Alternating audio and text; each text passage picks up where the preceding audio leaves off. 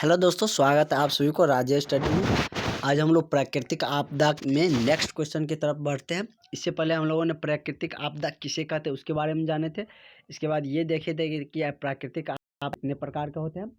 आज उसी से रिलेटेड एक क्वेश्चन देखने वाला है जो बहुत ही अच्छा क्वेश्चन है कि प्राकृतिक आपदा एवं मानव निर्मित आपदा में अंतर को लिखे। ये मेरा क्वेश्चन है। इससे पहले वाले वीडियो में हमने आपको बताए थे कि यदि आपसे हो पाए तो कुछ आंसर करने का ट्राई करिएगा, नहीं तो आज हम आपको बताने ही वाले हैं कि प्राकृतिक आपदा और मानव निर्मित आपदा में अंतर क्या होता है। पहले ये हम जानेंगे कि प्राकृतिक आपदा क्या होता है, मानव निर्मित आपदा क्या होता है। उसके बाद हमें अपने आप पता चल जाएगा कि उसमें क्या अंतर है। एग्जाम्पल देंगे, अपने आप क्लियर हो जाएगा।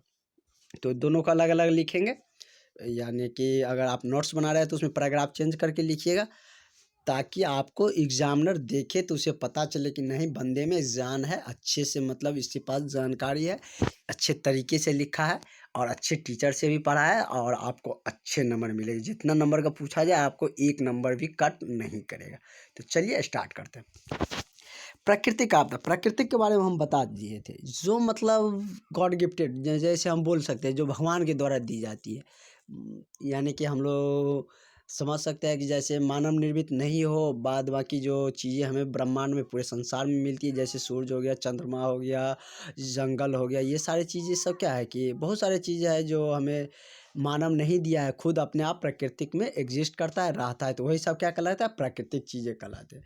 तो वही उसी में जो घटित होती है घटनाएं, वही क्या कहलाएगा, प्राकृतिक आपदा। तो चलिए देखते हैं। आपदा मतलब कोई घटना घटित हो जाती है तो वही आपदा कहलाती है, और जो प्रकृति के द्वारा घटित होगा वो क्या कहलाएगा, प्राकृतिक आपदा। प्राकृतिक आपदा उस आपदा को कहते हैं जो प्राकृतिक कारणों से घटित होता है, जिसमें प्राकृतिक के चीज़ों के द्वारा ही घटित होते हैं, यानी कह सकते हैं प्राकृतिक कारणों से उत्पन्न हो। जैसे क्या, बाढ़ हो गया, बाढ़ अपने आप आता है, यानी कि नेचुरली जब वर्षा होते हैं तो ज़्यादा वर्षा होने के कारण क्या होता है, बाढ़ आ जाती है। भूकंप में भी क्या है, प्राकृतिक आपदा ही है, भूकंप भी अपने आप आता है। उसके बाद सूखा में भी अपने आप आता है, इसमें मानव का कोई हाथ नहीं है। मतलब बारिश नहीं होने के कारण ही क्या होता है, सूखा हो जाता है। सुनामी, यदि पृथ्वी के धरातल पे यदि भूकंप आता है तो वह क्या कहता है, भूकंप मतलब पृथ्वी जो कांपने लगती है तो उसे हम क्या, भूकंप कहते हैं। वही यदि पानी के अंदर में, एक तरह से हम भूकंप भी कह सकते हैं, पानी के अंदर में जो यदि आता है ना भूकंप ही जैसे लहर, तो वही क्या कहलाता है, सुनामी। यहाँ पे सुनामी होगा, थोड़ा सा मिस्टेक हो गया प्रिंटिंग में। सुनामी आदि ये सब क्या हो गया, प्राकृतिक आपदा हो गया। इसका हम लोग मतलब डिफिनेशन भी समझ गए, जो प्राकृतिक द्वारा घटित होगा वही क्या होगा, प्राकृतिक आपदा कहलाएगा। और एग्जाम्पल से हमको अपने आप क्लियर होगा। उसके बाद उसी तरह हम मानव निर्मित को क्लियर करेंगे, अपने आप उसका अंतर पता चल गया, एग्जामिनर अपने आप समझ जाएगा। टेबल बना के लिखने की कोई ज़रूरत नहीं, इससे अच्छा ये तरीका है लिखने का।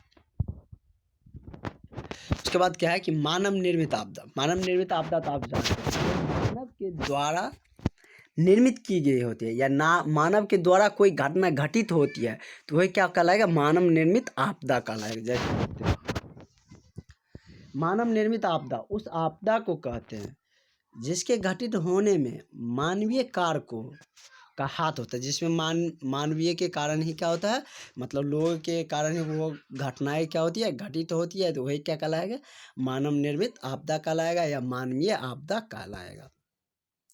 घटित होने के फलस्वरूप अधिक संख्या में मानव एवं संसाधनों की भी क्या होती है, हानि होती है।